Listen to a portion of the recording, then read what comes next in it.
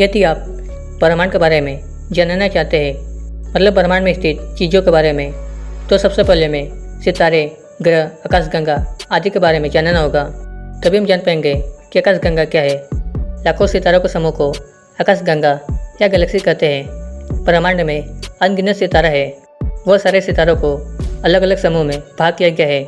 इस एक एक समूह को आकाशगंगा कहते हैं।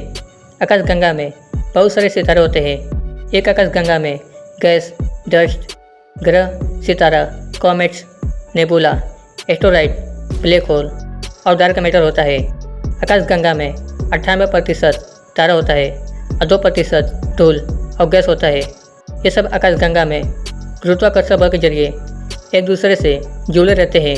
हो सकता है यूनिवर्स में गैलेक्सी के सितारों के समूह को कहते हैं। अगर अच्छे से समझ में नहीं आया तो आपको उदाहरण के तौर पर समझाता हूँ। आप जो आसमान में सूरज को देखते हैं, जिससे हमें रोशनी मिलती है, वह एक सितारा है। हम यहाँ रहते हैं, जिसका नाम पृथ्वी है। वह ग्रह है। पृथ्वी जैसे बहुत सारे ग्रह हैं जो सूर्य के चक्कर लगाते हैं। आसमान में जो सूर्य को देखते हैं, उस सूर्य की तरह ही ब्रह्मांड में बहुत सारे सितारे हैं। उसमें कुछ सितारा हमें रात में देखने को मिलता है और उस सितारे के कई ग्रह या खगोल पिंड चक्कर लग रहे होते हैं। इस एक सितारों को आप एक घर मान लो और ब्रह्मांड को पृथ्वी। जैसे पृथ्वी में बहुत सारे अलग अलग घर होता है। पृथ्वी में घर के समूह को हम गांव या शहर कहते हैं। इसी गांव या शहर को आप गैलेक्सी या आकाशगंगा मान सकते हैं। जैसे पृथ्वी में घर के समूह को गांव या शहर कहते हैं, उसी तरह ब्रह्मांड में सितारे के समूह को आकाशगंगा या गैलेक्सी कहते हैं। जैसे पृथ्वी में बहुत सारे गांव और शहर होता है, उसी तरह ब्रह्मांड में बहुत सारा गैलेक्सी या आकाशगंगा होता है। जैसे सूर्य के चारों ओर ग्रह गुरुत्वाकर्षण बल के कारण घूमता रहता है, उसी तरह गैलेक्सी के सेंटर के चारों ओर गुरुत्वाकर्षण बल के कारण सितारों का समूह घूमता रहता है। माना जा रहा है कि पृथ्वी में जितने सारे रेत के कण हैं, उससे ज़्यादा ब्रह्मांड में आकाशगंगा है। उम्मीद है आकाशगंगा क्या है आपको अच्छे से समझ में आ गया होगा। गैलेक्सी के बारे में जानने के बाद अब जान लीजिए गैलेक्सी का जन्म कैसे हुआ। बिग बैंग थ्योरी के अनुसार ब्रह्मांड का जन्म एक छोटे से चीज़ के विस्फोट से हुआ था। इस धमाके के बाद हाइड्रोजन और हीलियम परमाणु का जन्म हुआ। उसके बाद धीरे धीरे गैस और धूल का जन्म हुआ। गैस और धूल के विशाल बादल अपने गुरुत्वाकर्षण खिंचाव के कारण ढह गए और सितारों का जन्म हुआ। उसके बाद बहुत सारे सितारों का जन्म हुआ और किसी भी एक केंद्र को चक्कर लगाना शुरू किया। इसी तरह गैलेक्सी का जन्म हुआ। ब्रह्मांड में आज भी नए नए गैलेक्सी का जन्म हो रहा है और बहुत सारे गैलेक्सी नष्ट भी हो रहे हैं। आज भी छोटे छोटे आकाशगंगा मिलकर एक बड़े आकाशगंगा का जन्म होता है। दो आकाशगंगा आपस में टकराने पर भी नए आकाशगंगा का जन्म होता है। आकाशगंगा का प्रकार उनका दिखावट के अनुसार भाग किया गया है। किस तरह का दिखाने वाला आकाशगंगा किस भाग में आएगा, इसके ऊपर अमेरिकी खगोलशास्त्री एडविन पॉवेल हबल ने 1926 में कुछ क्रम बताए हैं। इसे हबल सीक्वेंस कहा जाता है। इस हबल सीक्वेंस के अनुसार आकाशगंगा को 3 भागों में बांटा गया है और वह 3 भाग है। Number 1 spiral Galaxy, number 2 elliptical Galaxy, number 3 irregular Galaxy. तो हम बात करते हैं सबसे पहले स्पाइरल गैलेक्सी की। स्पाइरल गैलेक्सी में कर्व आर्म होता है, इसलिए यह चक्र की तरह दिखाई देता है। इस तरह के आकाशगंगा का 3 अंश होता है। एक है बल्ज यानी कि केंद्र, दूसरा डिस्क और एक होलो। इस तरह की गैलेक्सी की बल्ज या सेंटर में बहुत पुराना स्टार होता है और डिस्क में डस्ट और गैस होता है और हेलो में ओल्ड स्टार और नया स्टार होता है। हबल क्लासिफिकेशन के अनुसार स्पाइरल गैलेक्सी को एस लेटर से दर्शाया जाता है और एस लेटर के साथ English small case letter A और बी और सी को यूज़ किया जाता है।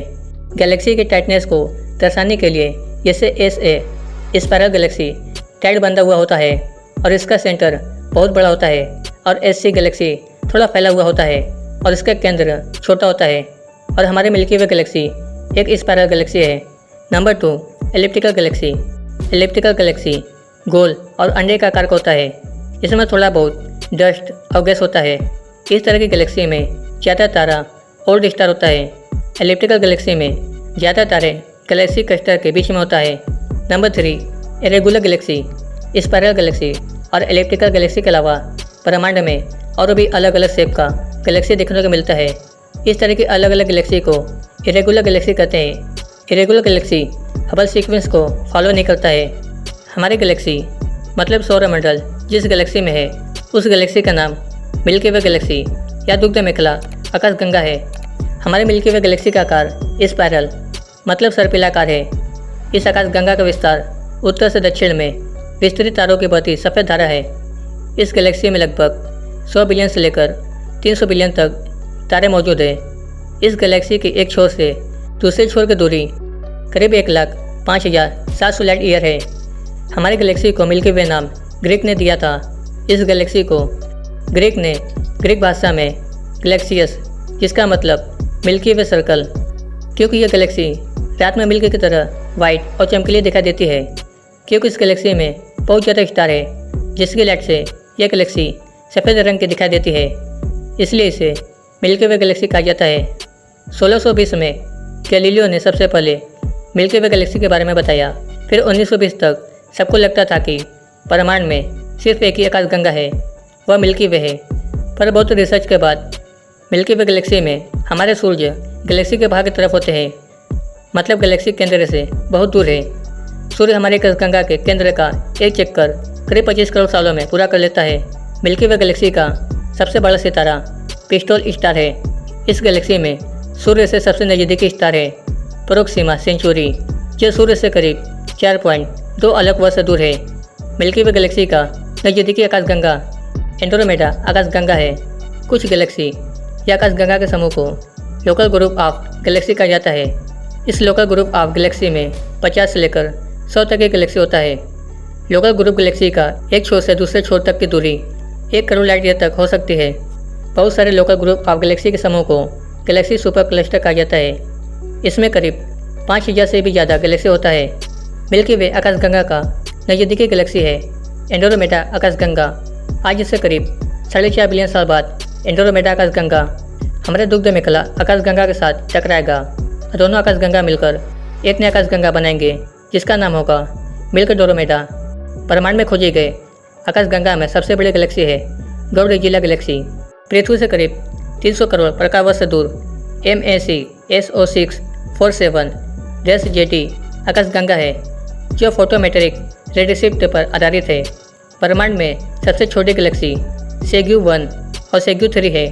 अब तक खोज की गई सबसे दूर की गैलेक्सी Z8 GND 5296 गैलेक्सी है। तो आज के वीडियो में बस इतना ही। अगर आपको इसके बारे में और वीडियो चाहिए तो हमें नीचे कमेंट कर जो बताएं। जानकारी पसंद है तो वीडियो को लाइक करें और ऐसे वीडियो देखने के लिए चैनल को सब्सक्राइब करें।